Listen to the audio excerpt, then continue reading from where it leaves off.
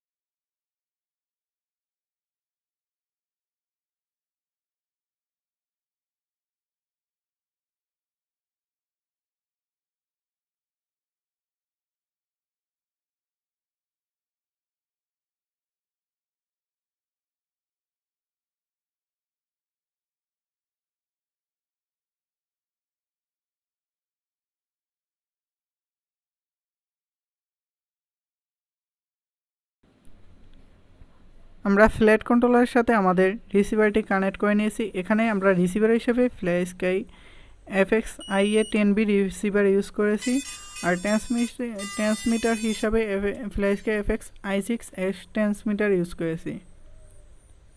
আর এটাকে কিভাবে set up করতে হবে অথবা একটি কোয়াডকপ্টার সেট আপ কীভাবে করবেন তা আমরা পূর্বের ভিডিওতে দেখিয়েছি। তো আপনারা কোনো কিছু বুঝতে অসুবিধা হলে পূর্বের ভিডিওটা দেখতে পারেন অথবা আমাকে নক করতে পারেন।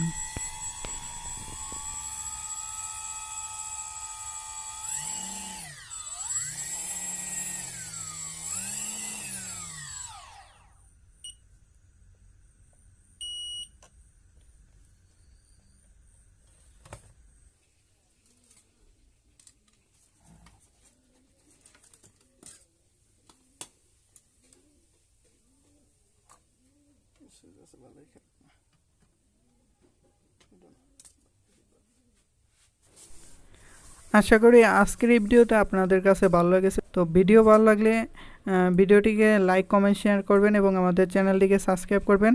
এবং আপনার কোথাও বুঝতে অসুবিধা হলে অবশ্যই আমাকে নক করবেন। আমি আমাদের গ্রুপের লিঙ্ক নিচে ডিসক্রিপশন বক্সে দিয়েছি।